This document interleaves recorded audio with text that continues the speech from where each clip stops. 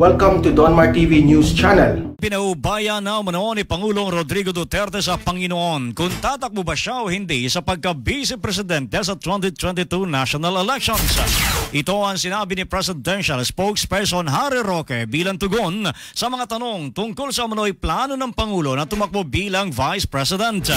Una nang sinabi ni Roque na nakafocus ang Pangulo sa COVID-19 vaccination program ng pamahalaan sa gitna ng mga panawagan para sa punong ehekutibo na tumakbo bilang pangalawang Pangulo. Ilan sa mga miyembro ng political party ng presidente na PDP Laban ay hinihimok na siyang tumakbo bilang Vice President sa susunod na taon. Tumakbong Vice Presidente ang Pangulong Digong Duterte sa 2022 national elections. Ayon kay Chief Presidential Legal Counsel Salvador Panelo, may chance ang tumakbo sa pagka-Vice Presidente ang Pangulong Digong kung mismong ang taong bayan daw ang may gusto. Sabi ni Panelo na kung marami ang mag-uudyo kay Pangulong Digong ay walang dahilan para hindi isaalang-alang ang desisyon na wag munang iwanan ng politika.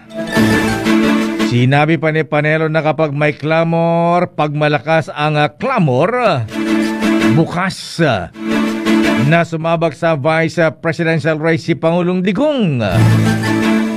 Ikinwento pa ni Panelo na noong tunoy siya nang tanong niya si Pangulong Digong, sinabi nitong ipaubaya niya kay God ang lahat kung itinatadhana talaga ay wala siyang magagawa.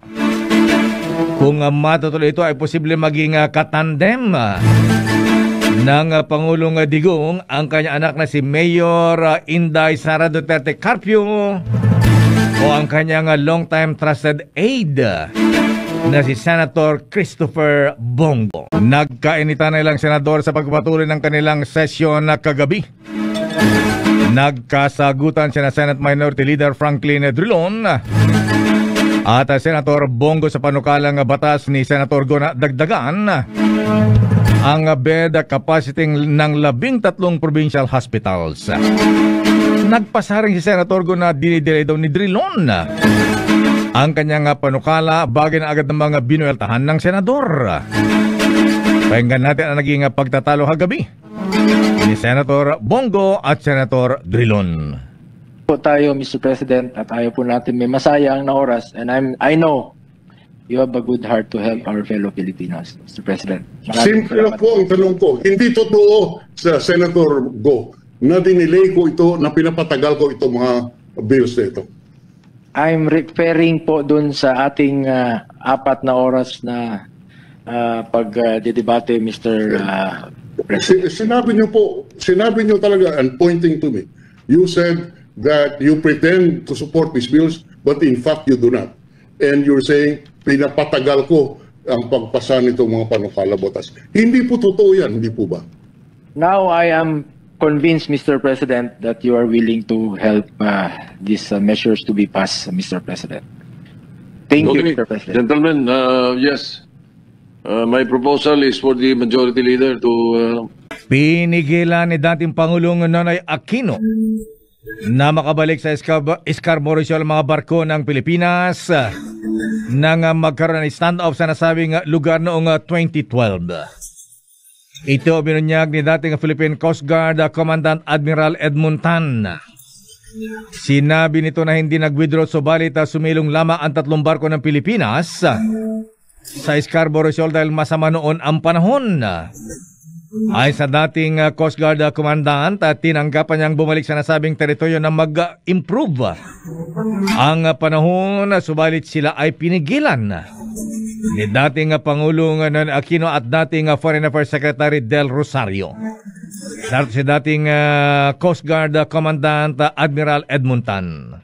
Admiral, kahapon kasi doon sa column ni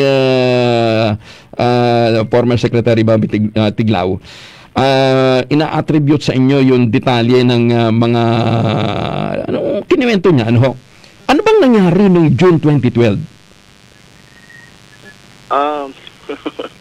As I said in my statement kay I just want to to make the record straight ba. Kasi sabi kasi nila na nag-withdraw daw ang Coast Guard. Navy o kaya Coast Guard doon. Hindi naman talaga tayo nag-withdraw. Ang nangyari noon, we just took shelter. Kasi nga merong bagyo. Okay. At first, when we sought clearance from the President, then na mag-take shelter ang mga barko dahil nga maalon na. Una, sabi niya wag daw, stay put lang. Okay. Pero nung after a while, message na yung CEO ng barko noon na talagang nahirapan na sila at hindi na kaya nila. Kasi nga lumakas na yung alon, baka sila madisgrasya.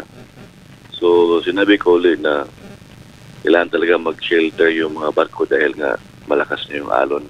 Okay. Anong barko yung nandun? Admiral, ano yung barko natin na nandun dati? There was one MCA, yung 55-meter vessel natin galing Australia, yung 004 yata yun. Saka dalawang MCS na barko ng BFAR but manned by Philippine Coast Guard personnel. Okay, so tatlo yung barko natin doon. Yun, kasi nga, yung isa noon, mag-relieve nung isa eh. Okay. Yung isang MCS BFAR was supposed to relieve the other one. Okay. Pabalik na. So nangyari, tatlo sila noon nandun that time. Okay, sa Scarborough area. Yes. Okay. Pero ang China, meron ding barko doon sa Scarborough area. China, I think there were about 3 also vessels of China then. Okay. Saka maraming mga fishing boats noon, mga Milesian vessels. So, dati na may mga fishing boats sila doon. Meron naman mga fishing boat. Pati nga, hindi lang taga China, pati mga Vietnamese. Ayun. Ang Vietnam may barko din doon. At the time. Meron din sila mga fishing boats. Fishing boats lang. Fishing boat. Pero nung mangyari yung dahil sa bagyo, lahat kayo nag-withdraw. Umalis lahat. Yes, as far as I know, as far as I was told, na umalis lahat kasi hindi nga kaya. Umalis yung mga fishing boats, umalis yung Chinese vessels nun. Okay. They took shelter somewhere. I don't know kung saan, but tayo, doon tayo sa Subic nagtago. Okay. So, withdraw na tayo. Natapos yung bagyo. I would rather withdraw, but we just took shelter. Took shelter. Sige. Ang intention naman, when I asked permission from the President na mag-shelter tayo, I told him na babalik kagad ang mga barko after the typhoon. Okay. Ang pinag-uusapan ho natin, kaya ho may barko doon, kasi nga, yun ho yung patunay na matatag ang ating claim at that time dito sa bahaging ito ng Scarborough Shoal o Panatag Shoal. So, Admiral, winidraw nyo yung mga barko, nag-shelter sa Subic. After that, anong nangyari? Nung nagkatapos na yung nung bagyo, I asked permission to go back. We were told not to stand by lang muna daw at hold muna departure. Okay. Kasi, I was informed na apparently meron daw agreement brokered by the US to simultaneously withdraw from the shoal. So parang ginawa na lang yung excuse yung typhoon na para umalis na. So parang yun na lang excuse no na umalis na tayo, pati yung Chinese, at parang i-implement na yung kasunduan. Yung backdoor negotiation ng US. Yes. Okay. So there was also, I think, a negotiation made by Senator Trillanes at the time. Ito ba yung kay Trillanes? Hindi. Iba pa yun? Iba yung kay Trillanes, iba rin yata yung kay Secretary de Rosario na brokered by the US. Yung kay Del Rosario, yun yung sa US? Yes, I think so. But I wasn't privy to the discussion. Okay. Basta ang sabi lang ho sa inyo na merong binobroker na deal, para nga maalis na ma-solve yung problema. I was made to understand na parang nag-agree na both parties to do that. Okay. Nag-agree na. Okay. So, hindi mo na kayo pinayagan bumalik. Although, ang Navy gustong bumalik. Gusto kami bumalik. I mean, we were ready to go back. Pero wala naman kaming order to go back. So, we just stood by. Hindi kami standby lang kami. Admiral, bakit nyo gustong bumalik doon sa lugar? Kasi, naman, yun ang alam mission eh. Kasi in the first place, when we asked to take shelter, intention talaga namin is to go back. Okay.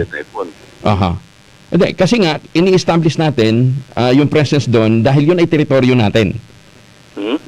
Kaya nyo gustong bumalik dahil kailangan natin establish talaga na teritoryo natin yon. Sakop yun ng teritoryo ng Pilipinas. Yes, siguro part of our mission was to go to make our presence felt doon sa area na yun. Okay. Okay, so hindi kayo pinayagan na bumalik. Sino nagsabi sa inyo? Kasi di ba ang Coast Guard under sa DOTC at the time? Yes. Sino nag-utos sa inyo ang DOTC? No, I was in direct contact with the President. Ang presidente at the time ang nagsabi sa inyo na huwag bumalik? Actually, kami naman dalawa nag-uusap nun, saka si Secretary Rosario. Kasi parang there was an order na I should deal directly with Secretary de Rosario. Okay. So sumunod ang Coast Guard, hindi kayo bumalik doon. Kaso bumalik ang China. Yung lalo nang nalaman namin bumalik sila, so gusto rin namin bumalik. Pero hindi ko na alam yung discussions sa taas, no? I was just may order na kami naman just follow orders kung ano. Yes. So after that, wala na talagang instruction sa inyo na bumalik doon sa area? There was none already, and I was siguro alam mo na yung story after that. We plan to bring the issue to the tribunal to file a complaint.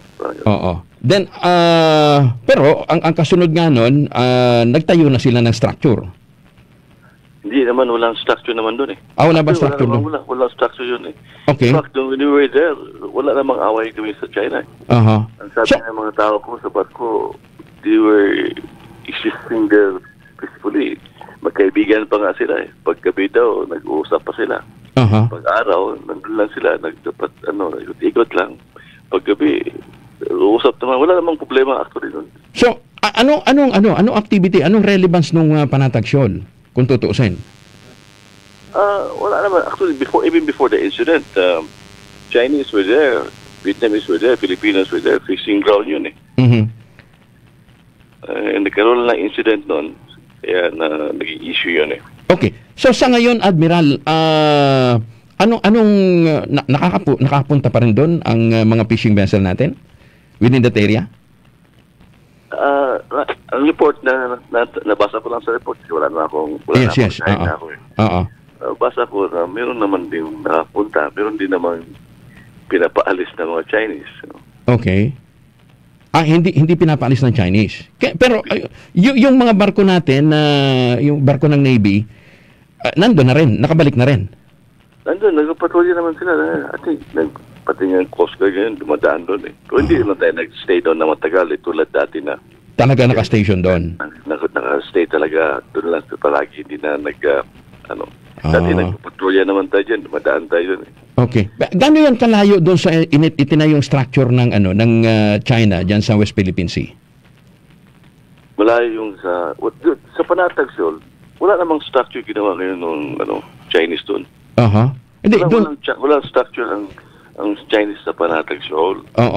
Nandun lang yung mga Chinese vessels around it. Pero yung structure nila, nasa yun? Structure, nandun yun sa malayo, lapit sa Pag-asa Island. Sa Pag-asa Island. And ilang kilometro yon away from Panatag? Malayo rin yun. Malayo din? Oo. Okay. Ang Scarborough Shoal lang yung malapit sa atin, sa may Zambales area. Okay. Yung sa may Pag-asa is down there. Sa may bandang Palawan na yun eh? Palawan yun eh. Pero yung structures na sabi mo, hindi naman doon sa may Panatag Shoal. Okay. Pero yun nga, crucial na fishing ground yun. Okay. Sige. At least naliwanagan ho natin na hindi kayo nag-withdraw, kundi dahil sa masamang panahon kaya kayo umalis. Sa akin, hindi naman tayo nag-withdraw actually. Umalis tayo doon because of the typhoon. Okay. Yun nga lang, hindi na kayo pinabalik. Yun nga lang, kasi nagkataon lang na siguro we were in Subic already, and then after the passage of the typhoon, meron ng agreement na brokered by the US, at sabi, pumayag daw yung China, saka Philippines. So, yun ang tayo sumunod, pero problema, hindi sumunod ng China. Okay. Gaano kalayo sa Spratly yan? Gaano siya kalayo sa Spratly? Yung Spratly, bandang ano yun eh, bandang Palawan yun. So Bandang Palawan din. Pero part ng Spratly Island yung siguro yun Oo. sila. Okay. Sige.